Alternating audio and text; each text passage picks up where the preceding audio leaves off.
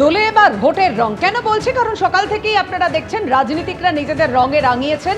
এবার শ্রীরামপুরের কল্যাণ বন্দ্যোপাধ্যায় তিনি রাধাবল্লভ মন্দিরে পুজো দেন এবং দোলের উৎসবে নিজেকে রাঙিয়ে নিলেন। কল্যাণ বন্দ্যোপাধ্যায় মন্দিরে পুজো দিলেন, তারপর প্রচারের ফাঁকেই পিচকিরি থেকে রং ছুড়ে দিলেন পথ চলতি মানুষের দিকে।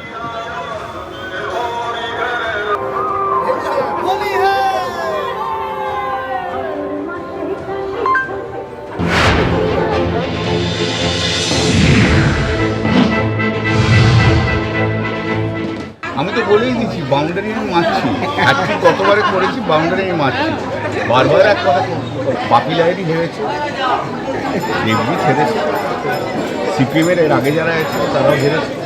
2009 থেকে হারছে, সান্তোষের থেকে শুরু করে শেষকালে দুবার দাঁড়িয়েছিল আমাদের কীর্তন হেরেছে, আবার সব হার চিন্তা করেন।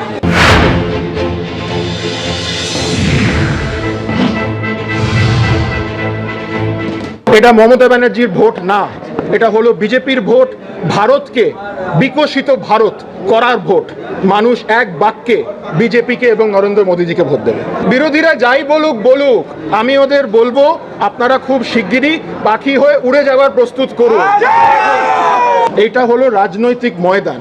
উনি সামনে যিনি আছেন উনি একজন সিনিয়র লয়ার, আমিও একজন লয়ার হিসেবে ওনাকে সম্মান করি, কিন্তু উনি যেই পার্টির প্রতিনিধি হয়ে এখানে দাঁড়িয়েছে সেই পার্টি আজকে দুর্নীতিতে ডুবে আছে, চুরিতে ডুবে আছে। আজকে তাদের মুখ রাখার এই বাংলায় জায়গা নেই। উনি সেই পার্টি থেকে এখানে দাঁড়িয়েছে। যুক্ত লড়াই হবে, চোখে চোখ মিলে কাঁধে কাঁধ মিলে ওনাকে লড়াই হবে।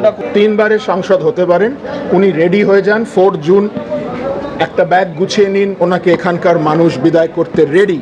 বাউন্ডারি না, উনি বোল্ড আউট হবেন।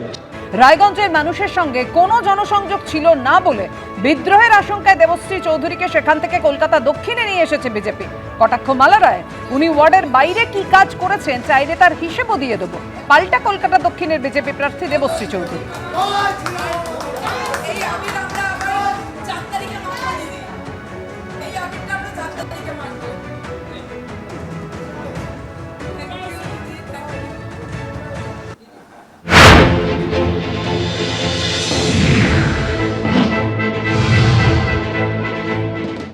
উত্তরবঙ্গে আমি যা শুনেছি, শোনা কথা যে রায়গঞ্জে সেখানে মোটামুটি ও 2 বারের প্রার্থী ছিল, কিন্তু ওখানকার ও 5 বছর কেন 10 বছরই যায়নি, কোনো জনসংযোগ ছিল না, এবং সেই জন্যই এলাকার লোক খুব বিদ্রোহ করছিল, বলে ওকে যদি আবার প্রার্থী করা হয় তাহলে কিন্তু আমরা বিরুদ্ধে ভোট দেবো।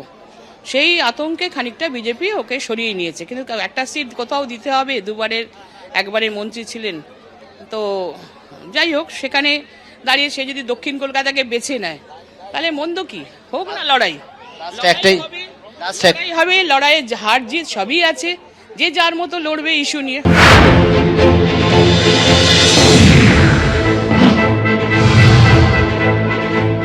প্রথম কথা, আমি একবারের সাংসদ ছিলাম, ওনার জানা নেই।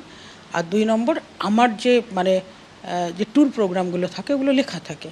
আমি রায়গঞ্জে কতদিন ছিলাম দয়া করে মালা রায় উনি একটুখানি দেখে নেবেন, আর ওখানকার মানুষের জন্য কি কাজ করেছে আমি মালাদির বাড়িতে প্রয়োজনে মেল করে পাঠিয়ে দেবো।